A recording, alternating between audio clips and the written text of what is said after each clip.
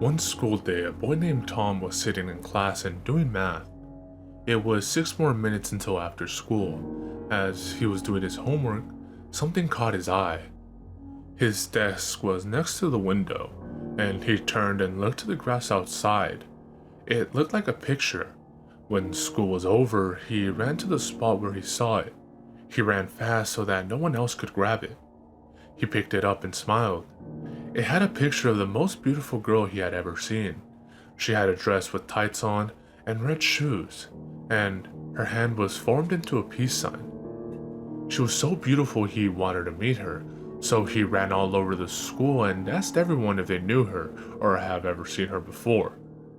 But everyone he asked said no. He was devastated.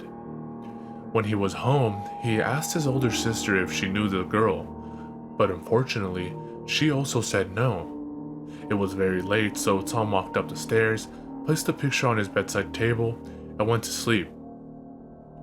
In the middle of the night, Tom was awakened by a tap on his window. It was like a nail tapping.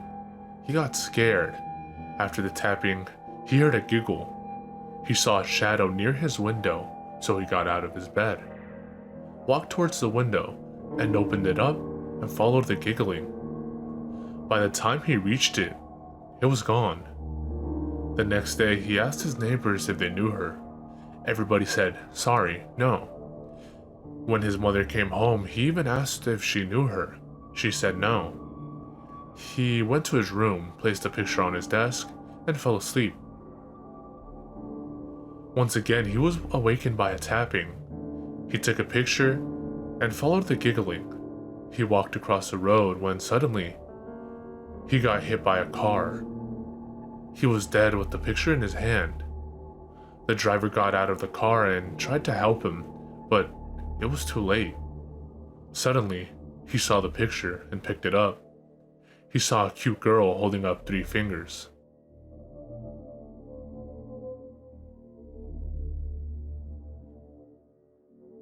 My sister had a teddy bear, a scary teddy bear. I do not know why, but it creeped me out. It was just so disturbing to me. The thing had eyes that looked so real. It was as if it was made from a real bear, and its face was just blank and unsettling. I first started to get weird feelings about the bear when my sister first got it. She was only a baby at the time, and I was about 4. We had a dog, you see, and he had a habit of eating things, so my mother always had to put it on the small cabinet in the corner of the hallways upstairs. Every time I went up those stairs, I saw that creepy bear suddenly glare around the corner at me, as if it was watching me. This wasn't the weird part. It started to get really weird about 5 years later. At the age of 6 or 7, my sister had lost interest in the bear, so my mother just threw it in the old toy cupboard. The only problem was that the cupboard was in my room. When I was 9, old enough to stay on my own and go to bed without any assistance, I would get into my bed every night and turn my lamp off. This is when it got scary. As I was getting some sleep, I suddenly remembered Mom putting that teddy bear in the cupboard. I slowly turned to look over across my room to see it through the glass. My heart suddenly stopped as I thought about the horrors the plush had caused me, but at the age of 9, I wanted to grow up and lose my fears, so I just shook it off and put my head on the pillow. When I got up to pull my sheets on a bit further, I noticed something that would scar me for life. There sat, at the end of my bedroom, the teddy. My heart started beating normally again. I sat there staring at it for about a minute. When I needed to yawn, I closed my eyes. I opened them to see the teddy sitting closer to my bed. At this point, I was really freaked out. I started to move back to the wall and looked around to see if there was any sign that anyone had come in. When I looked back to see the teddy on the end of my bed, I was so startled that I almost fainted from fear. When I blinked, it had gone. I looked around. To my relief, I saw no sign of it. I sat my head back down on my pillow, hoping for some sleep. Then, I opened my eyes. It was above my head, staring straight down. I screamed as it lunged down at me. I will never see a bear the same way again. A few years later, after years of horror, I burnt it. I sat in enjoyment as the bear was turned to smoking ashes in my fireplace. I have lived my teenage life through adolescence.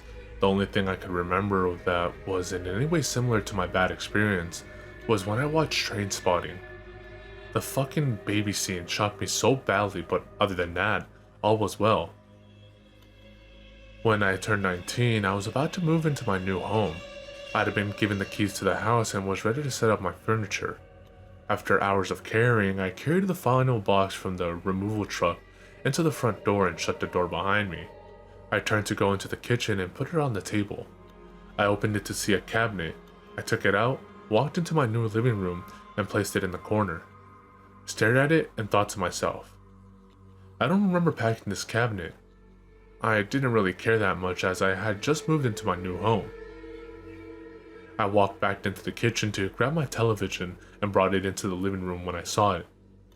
The teddy, it just sat there, staring at me.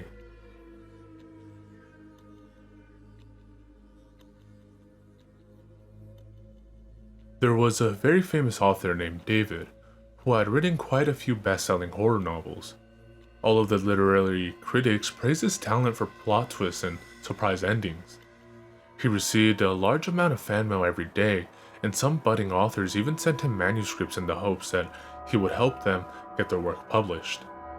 While David took pleasure in responding to letters from his fans, he took even more pleasure in stealing the ideas of amateur writers. If he came across a manuscript with a great idea for a scary story, he would use it in one of his books and deny the author any credit. Then, in order to hide his theft, he pulled some strings with his friends in the publishing industry to make sure that the original author never got anything published in the future. One day, David received a new manuscript in the mail. It was bound in a beautiful hardcover book.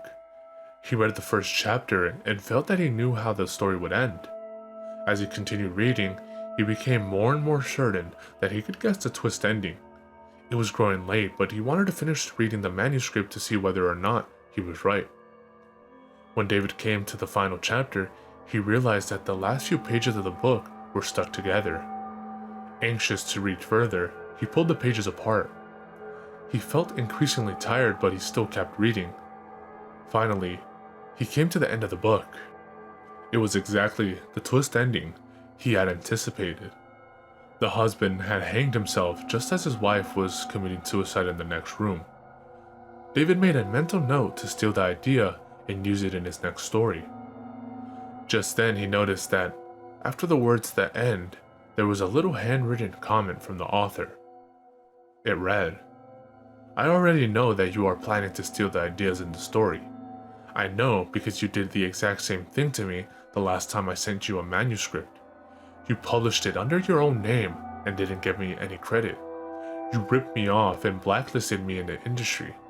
Nobody will accept my novels anymore, and I will never again be able to publish anything I write. You have ruined my life, and now I'm going to have my revenge. You had to pull apart the back pages in order to read this, didn't you? Well, those pages contained poison. Arsenic, to be precise. Are you feeling tired? That is normal. It is one of the symptoms of arsenic poisoning. Soon your heartbeat will get slower and slower until it eventually stops permanently. Don't bother trying to call an ambulance. You will be dead before they arrive. You have already been exposed for too long. Goodbye, David. Some twist endings can be very hard to predict."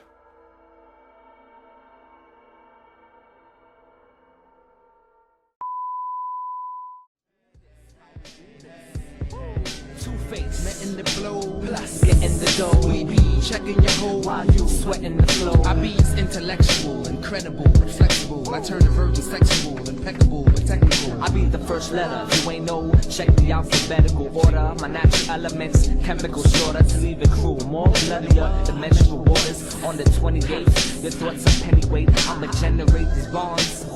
Watch as I detonate. At any rate, I separate like racist niggas segregate you featherweight.